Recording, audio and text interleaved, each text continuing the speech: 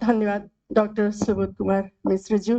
आज के इस महत्वपूर्ण कार्यक्रम के अध्यक्ष जी, माननीय उपकुलपति जी, आज के इस उद्घाटन सत्र में उपस्थित हुए मुख्य अतिथि जी, डैश में उपस्थित हुए संपूर्ण प्रोफेसर विज्ञ, यहाँ उपस्थित संपूर्ण विज्ञ प्रोफेसर, नेपाल के कोशी प्रदेश के माननीय विधायक भीम पराजुली जी, यहाँ उपस्थित संपूर्ण महानुभाव, संपूर्ण विद्वत वर्ग, सबसे पहले यहाँ के आदर सत्कार के लिए मैं नेपाली कांग्रेस के केंद्रीय कार्य समिति को तर्फबाट र मैं अपनी तरफ से मैं धन्यवाद देना चाहती हूँ। निश्चय ने हमको लग रहा है ये कार्यक्रम बहुत महत्वपूर्ण है। हमसे आगे बहुत से लोगों ने बहुत बात कही नेपाल और भारत के संबंध के बारे में। बहुत सी घटनाक्रम से नेपाल और भारत का संबंध जुड़ा हुआ है, बहुत सा उदाहरण, बहुत सा घटनाक्रम उन लोग वहाँ वो लोग अपने प्रस्तुति में जो प्रस्तुत किए। मुझे लगता है प्रोफेसर हर्ष कुमार और प्रोफेसर प्रदीप कुमार ने कुछ चिंता भी वहाँ व्यक्त हुआ, कैसे नेपाल और भारत के सांस्कृतिक संबंध को नजदीक लेके आए, हर एक साल कैसे कार्यक्रम करके नेपाल और भारत के संबंध को कैसे आगे बढ़ाए, घनिष्ठ बनाए, क्योंकि भारत और नेपाल हमारा घनिष्ठ नजदीक का देश है, जिसके लिए हमारे संविधान में भी नजदीक के देश से घनिष्ठ संबंध कायम करना पड़ेगा लिखा हुआ है। हमको लगता है नेपाल सरकार उसके लिए आगे बढ़ना जरूरी है। और नेपाल और भारत के संबंध के बारे में जो यहाँ उद्घोषक मित्र ने कहा कि वास्तव में गोरखपुर से भारत से हमारा बहुत नजदीक का संबंध, हमारा केवल नहीं, नेपाल के राजनेता लोग को नेपाल भारत के स्वतंत्रता के लिए जो नेपाली कांग्रेस के नेता बीपी कोइराला लगायत बहुत से नेता जो भारत को स्वतंत्र होना चाहिए, भारत को लोकतंत्रवादी होना चाहिए, क्या कि यहाँ से जो संघर्ष की लड़ाई में सम्मानित हुए, वही यात्रा नेपाल में प्रवेश किया और नेपाल का स्वतंत्र, नेपाल के लोकतंत्र के लिए वो नेता ने, नेपाल के जनता के अधिकार के लिए, नेपाल राष्ट्र के स्वतंत्रता के लिए उन लोग ने जो लड़ाई लड़ी, हमको लगता है उसका ऊर्जा यही भारत से ले गए। 1960 में जब उस समय लोकतंत्र ऊपर कू हुआ, सैयों नेपाली कांग्रेस के परिवार भारत में आके अपना 10 साल 12 साल बिताए। हम उसमें एक परिवार है जो यहाँ 1 से 10 कक्षा तक हमने पढ़ा। हमारे जैसे बहुत संतानों ने भारत में पढ़ा, यहाँ का रहन सहन, यहाँ का संस्कृति, यहाँ का भाषा, यहाँ का सभ्यता सब हम लोग सीख के चले गए। उसके बाद नेपाल जाके हमने वो सभ्यता को, वो संस्कृति को, वो भाषा को, वो प्रथा परंपरा को हम सम्मान करना हम सीखे, क्योंकि यहाँ 10 साल 12 साल हम यहीं पर पढ़े थे। यहाँ का सब संस्कृति हम यहाँ से लेके गए, हमारे नेता ने यहाँ का राजनीतिक ऊर्जा लेके गए, हम लोग यहाँ का राजनीतिक सांस्कृतिक संस्कृति को यहाँ से हम लोग नेपाल में ले गए। पर अब हमको लगता है यहाँ बहुत सी बात होगी, क्योंकि पाणिनि तपोभूमि जो अर्घाखांची में, वहां पर पाणिनि ने तपोभूमि किया। हमारे सम्माननीय प्रधानमंत्री यहाँ के मोदी कहते थे भारत के हिमालय में हमने आध्यात्मिक ज्ञान लिया, बुद्ध का जन्म हो गया भारत में, नेपाल में, पर आध्यात्मिक ज्ञान तो कुशीनगर में आके बोलिए ना।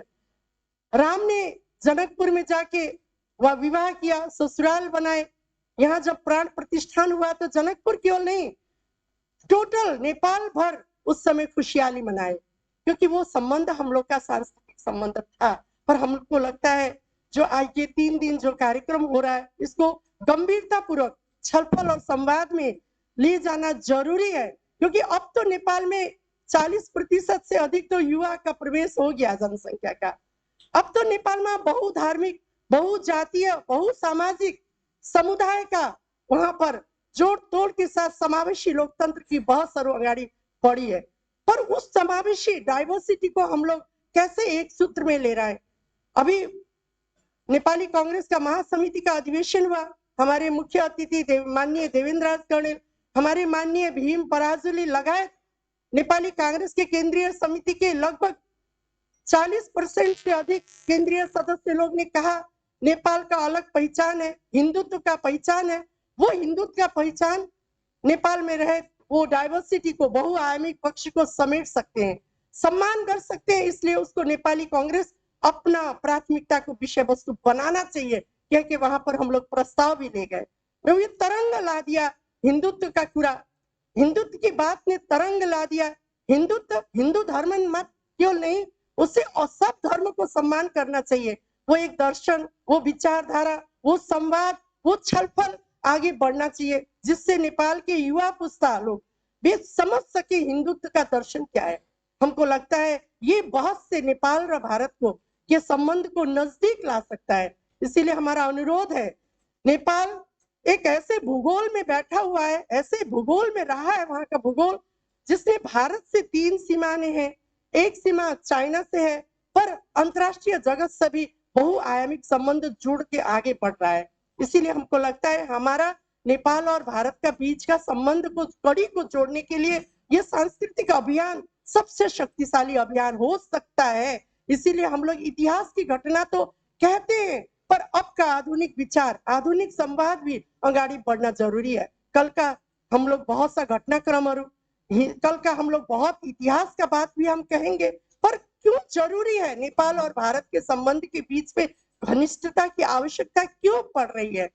क्यों नेपाल और भारत एक स्वतंत्र राष्ट्र है, पर हम लोग का आर्थिक, सामाजिक, सांस्कृतिक, रहन सहन, बेटी का संबंध, आर्थिक संबंध, शिक्षा का संबंध बहुत नजदीक है, पर उसको हम लोग नए परिभाषा के साथ हम लोग को नया पुस्ता को सिखाना है कि हम दोनों के बीच को सांस्कृतिक संबंध क्यों चाहिए, क्या कारण हम लोग सांस्कृतिक संबंध से एक आपस में घनिष्ठ होना चाह रहे हैं। हमको लगता है एक नया दृष्टिकोण से, एक नया संवाद, नया विचारधारा, नया दृष्टिकोण से इसका छलफल चलाना जरूरी है। इतिहास भी जरूरी है, पर भविष्य की पुस्ता के लिए हम लोग को सिखाना जरूरी है, क्योंकि अभी नेपाल में हम लोग भारत के प्रति सकारात्मक दृष्टिकोण के लिए भी सांस्कृतिक आयाम हमारे लिए सबसे शक्तिशाली औजार है, जैसा हम लोग को लग रहा है। इसीलिए हम 3 दिन का जो यहाँ अंतर्राष्ट्रीय जो ये संगोष्ठी हो रहा है, हम लोग आशावादी हैं, क्योंकि हम लोग नेपाल और भारत का संबंध बहुआयामिक पक्ष में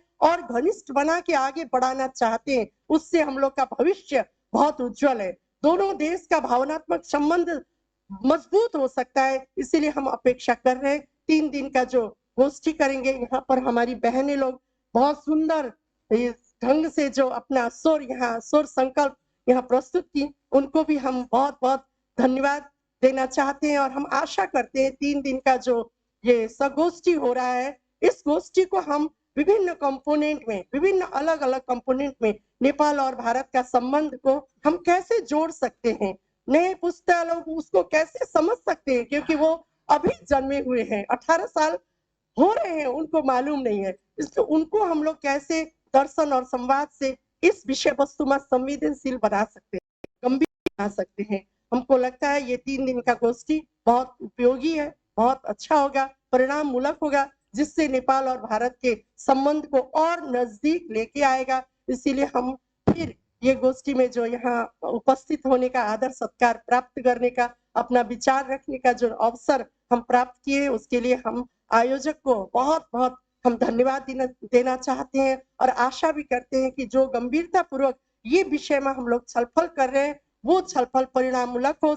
1 साल यहाँ, 1 साल नेपाल में ये गोष्ठी होना जरूरी है। इसका प्रचार प्रसार व्यापक रूप से नेपाल में होना जरूरी है, क्योंकि नेपाल के हर एक कोने में हिंदुत्व का संस्कार अभी भी जीवंत है। उसका हम विश्वास भी दिलाना चाहते हैं। वो जीवंत हिंदुत्व को कैसे भारत से जोड़ेंगे, हमको लगता है ऐसे ही गोष्ठी से, अंतर्राष्ट्रीय गोष्ठी से हम लोग उसका विचार प्रवाह कर सकते हैं। ये हम लोग के लिए बहुत बड़ा अवसर भी है, जैसा हमको लग रहा है। इसीलिए अब फिर अंत में इस अंतर्राष्ट्रीय संगोष्ठी के सफलता के लिए, नेपाल भारत संबंध को और प्रगाढ़ बनाने के लिए ये मजबूत सिद्ध होगा, इसमें हम पूर्ण रूप से विश्वास लेके ये अवसर के लिए हम बहुत बहुत धन्यवाद देना चाहते हैं। धन्यवाद। जय।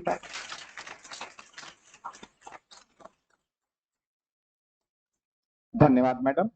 महाविद्यालय बोध गीत के लिए छात्राएं।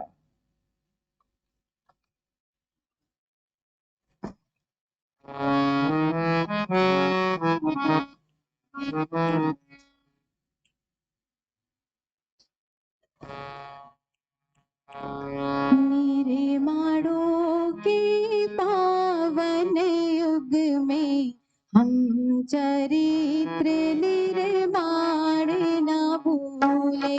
स्वार्थ साधना की आधी में वसुधा का कल्याण न भूले। निर्माणों के पावन युग में हम चरित्र निर्माण न भूले।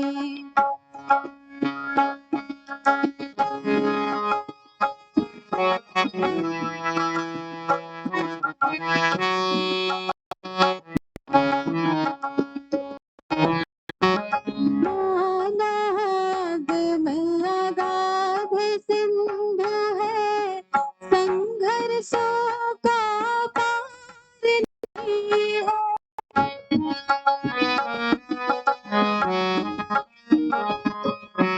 किंतु डूबना मझधारों में साहस को स्वीकार नहीं है।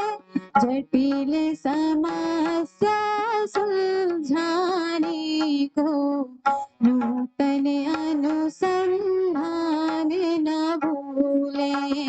निर्माणों के पावन युग में हम चरित्र निर्माण न भूले।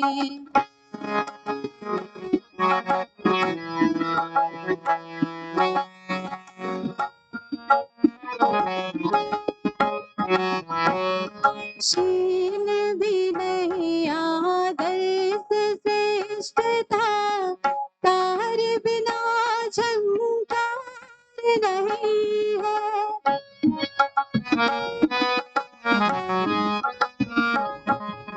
शिक्षा क्या स्वर साध सकेगी यदि नैतिक आधार नहीं है। कीर्ति का मोदी की गरिमा में संस्कृति का सम्मान न भूले। निर्माणों के पावन युग में हम चरित्र निर्माण न भूले।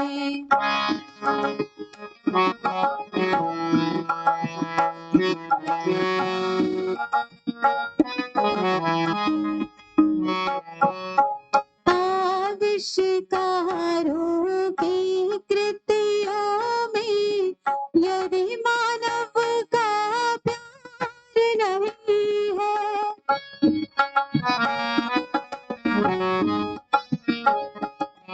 सृजनहीन विज्ञान व्यर्थ है, प्राणी का उपकार नहीं है। भौतिकता के उत्थानों में जीवन का उत्थान न भूले। निर्माणों के पावन युग में हम चरित्र निर्माण न भूले। स्वार्थ साधना की आधी में वसुधा का कल्याण न भूले। निर्माणों के पावन युग में हम चरित्र निर्माण न भूले। स्वार्थ साधना की आधी में वसुधा का कल्याण न भूले। वसुधा का कल्याण न भूले। वसुधा का कल्याण न भूले।